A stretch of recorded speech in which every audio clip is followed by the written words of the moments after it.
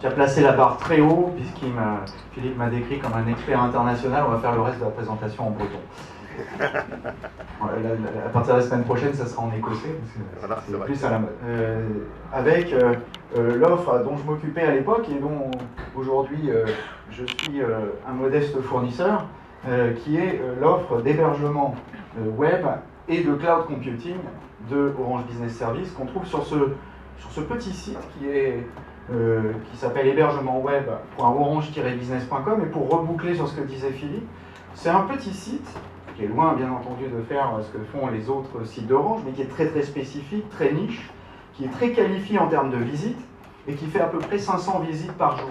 Et finalement, à la fin, on se disait, mais comment on pourrait l'utiliser pour aller plus loin et attirer des clients et les faire rentrer dans une relation à long terme. Et c'est là le problème, souvent, avec l'emailing, surtout l'emailing de masse, et c'est la pression email. C'est qu'au bout d'un moment, le prospect se rétracte et dit « Bon, vous m'écrivez trop, arrêtez, j'en ai marre ». Donc il faut trouver une solution.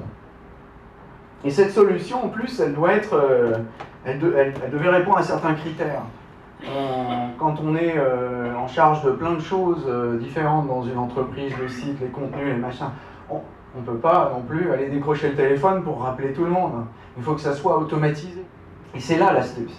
C'est là l'astuce, d'ailleurs c'est même là l'astuce des solutions de Big Data, c'est ce qu'on a appelé, j'ai un autre client avec qui je travaille sur ce sujet-là, on a appelé ça le marketing de l'incertain. Et c'est ça qu'il faut vraiment bien comprendre. On ne sait pas qui vient nous visiter, donc on va poser des hypothèses. On va revenir, on va voir comment on fait. Et puis surtout, il fallait que ça soit paramétrable, que ce ne soit pas trop compliqué à faire, qu'on n'en ait pas... qu'on n'ait pas des mois de paramétrage et que ça puisse se mettre en place immédiatement, et puis que ça s'alimente tout seul par les visites du site, parce que finalement, ces 500 personnes qui viennent nous voir, on ne sait pas qui c'est, mais on a besoin de les faire rentrer dans cette relation, quel qu'il soit. Alors, comment on va faire?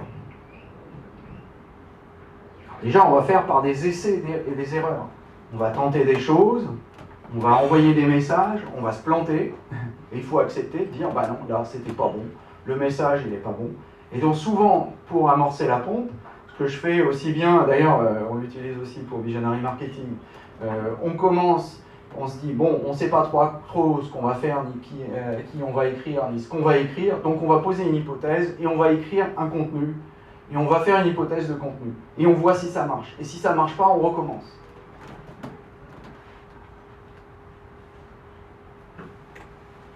Et sinon, pour le reste de la solution, ben, ça fonctionne un petit peu de la même façon que le marketing automation.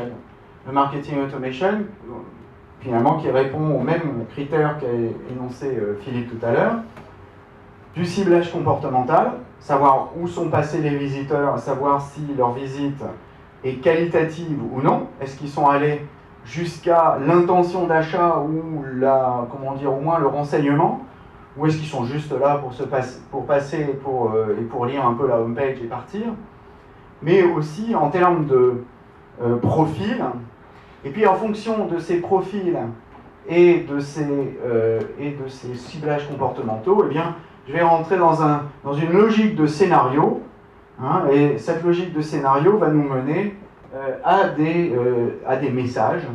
Et je dirais la logique, elle est la même qu'en marketing automation. Et on va essayer de limiter le nombre de scénarios différents pour pas justement prévoir tous les cas possibles. Parce que si vous prévoyez tous les cas possibles, vous avez un truc absolument parfait, le temps qu'il soit fini, c'est terminé, le marché est déjà rempli par vos concurrents. Donc il vaut mieux aller faire des hypothèses relativement larges et puis élargir au fur et à mesure.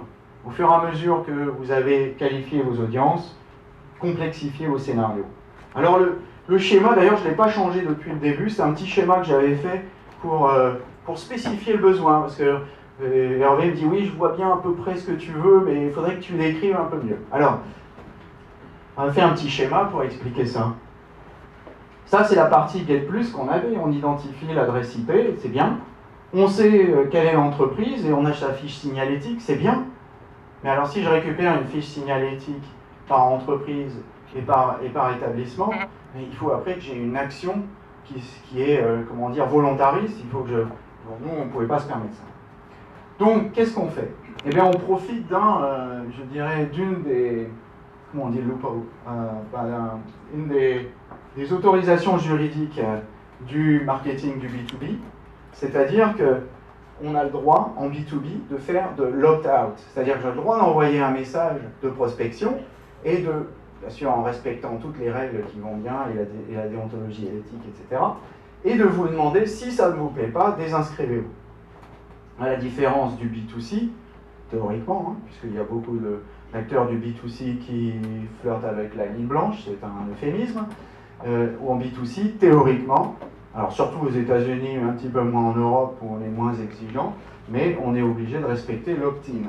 Donc c'est-à-dire, il faut que la personne s'inscrive et après on peut lui écrire. Donc on a cet avantage en B2B où on peut justement faire de la prospection sortante.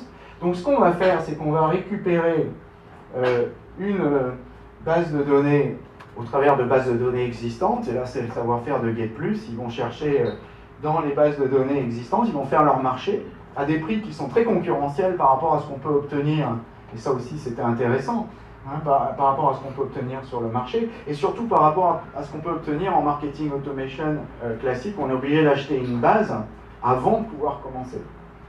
Et là surtout, on ne va pas déclencher un achat systématique, on va déclencher un achat en fonction de la fameuse segmentation, de la segmentation intuitive que j'ai décrite tout à l'heure, c'est-à-dire de la taille de l'entreprise, éventuellement même de son secteur, de la qualité du visiteur, c'est-à-dire si je vends du cloud computing, il va de soi que je vais poser une hypothèse que ce sont plutôt des informaticiens qui vont venir nous acheter plutôt qu'un directeur financier ou un directeur marketing. Oui, il est probable qu'un directeur financier donne son aval dans un circuit de décision, mais moi, celui qui m'intéresse, ça va être la personne qui est capable de comprendre ce qu'on raconte.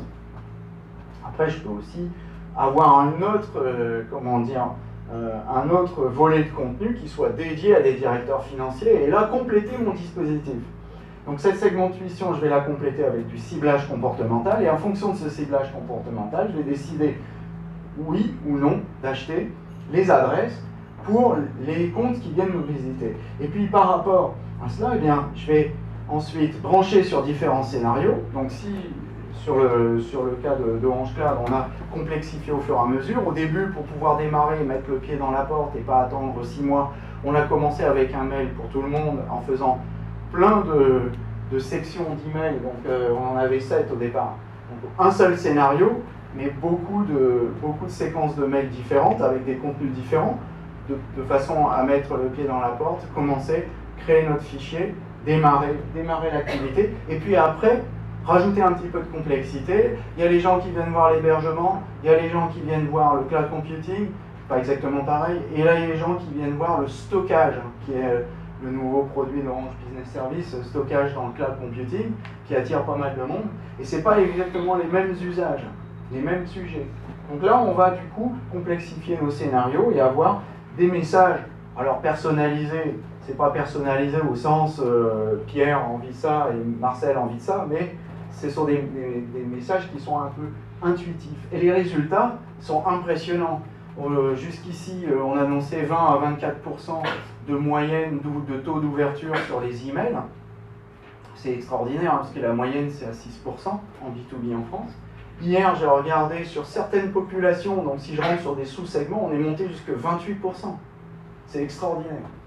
Et les taux de clics stratosphériques.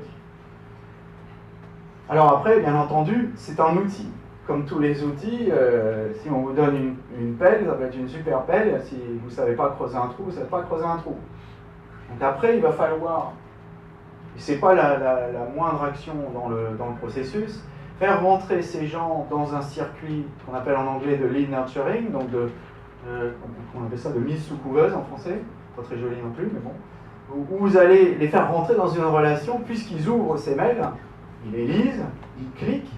Maintenant, il faut les inviter à des choses qui sont intéressantes, leur donner des contenus, leur envoyer des livres blancs, leur donner des tuyaux, les faire venir dans des événementiels, leur donner des démonstrations, leur faire essayer des produits.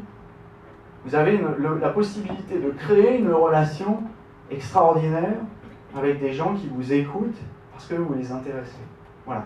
Donc à partir de là, tout est possible, et tout est dans l'action, et dans la façon dont vous allez concevoir vos messages, et améliorer vos topics. Alors la mécanique, c'est donc la même chose, mais écrit différemment. Et c'est ce qu'a expliqué tout à l'heure Philippe, donc je ne vais pas y revenir, et j'ai fait un quart d'heure. Voilà. Merci, bravo Yann, bravo.